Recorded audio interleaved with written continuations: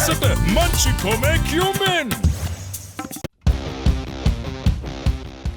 With no chance of qualifying for the semi-finals, Sri Lanka will walk out one last time in the ICC Men's T20 World Cup 2021 against the West Indies to try and push their case for a win that will help them with their rankings. Even though the Lankans only have one win to show in this World Cup so far, they have performed far better than what was expected of them. Defending champions, the West Indies, on the other hand, have performed way short of expectations. They have suffered 2 thumping defeats in their 3 games so far and won their last game against Bangladesh. Sri Lanka has had several issues with their performances throughout their World Cup campaign, but more often than not, it's been about the batting. However, the last games have exposed a few cracks in the bowling lineup as well. Sri Lanka got off to a brilliant start against England by restricting them to 47 runs for the loss of 3 wickets at the end of the 10th over, but ended up giving away 116 runs in the last 10 overs. For some unknown reason, the bowlers went from bowling into the pitch at back of a length to bowling full at the stumps, which was way easier to pick on that surface. Now looking at the West Indies, who got some serious hitting power through their batting order, right from Chris Gayle to Andre Russell, Sri Lanka's top-heavy bowling attack might hurt them in the next game. Either one of the seamers, Lahiru Kumara, Chamika Karunaratne or Dasun Shanaka has to step up their game and put in a good spell to fix this. West Indies have had the opposite of this as a spot of bother. Losing wickets up front and in clusters have been the reason for the downfall of the Windies this time.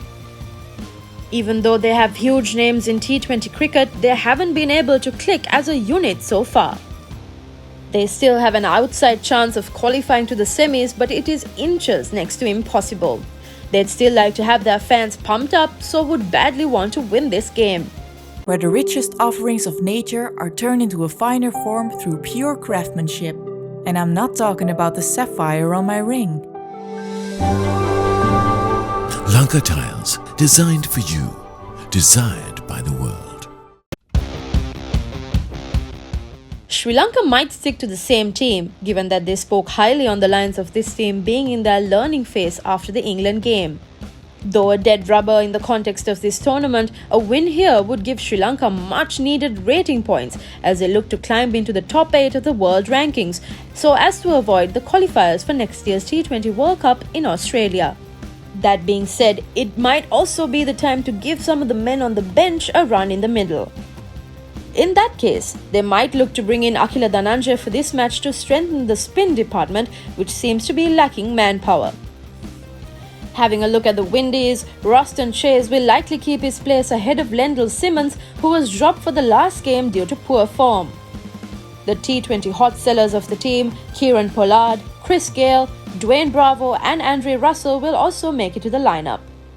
Gayle has not had a good tournament so far but might get this game too.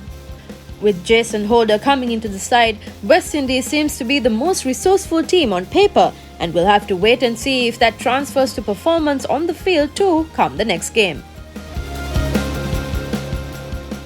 The way Bhanuka Rajapaksa struck the ball against England was an indication that the man is back in form. He didn't struggle to get going and was switched on from ball number 1, even though he could not capitalize on that form. If the Southpaw can bring in the same form to the Windies game on Thursday, the Lankan fans might be in for some fun at Abu Dhabi.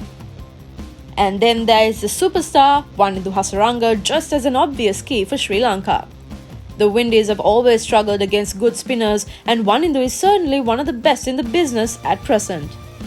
The Windies have not liked mystery that much either, and Mahesh Theekshana could be Sri Lanka's wild card in that regard. As we mentioned earlier, poor starts have been a concern for the men from the Caribbean. The speedster Dushmantha Chamira has been brilliant in the power play throughout this year, and the Windies might be in for a challenge against this quick. On the other side of the bank, it will be Evan Lewis who will be the prime target. If the explosive opener gets going, then it will take a lot of effort to stop the shower of sixers. Having a player of Jason Holder's caliber down at number 9 will be a game changer for the Windies, and Holder will surely be an X-Factor player like he always is. Except these players, it has mostly been an on-the-day kind of performance from the Windies, and it could be any one of their host of superstars that puts their hands up and performs during a crunch battle. Both teams, having played last in Sharjah, will have quite an adjustment to make on the Abu Dhabi surface, which has had a lot of runs lately. It is flatter and offers good bounce and might help the batters more.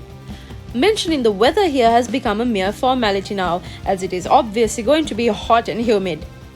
The dewfall might not be much of a concern as it was at Sharjah, but bowling first would be a better option.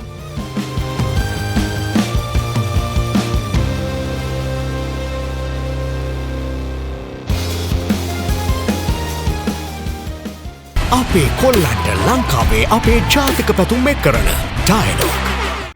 Stay on the ball with the Papare sports news alerts. Don't miss out on what's happening in the world of sport.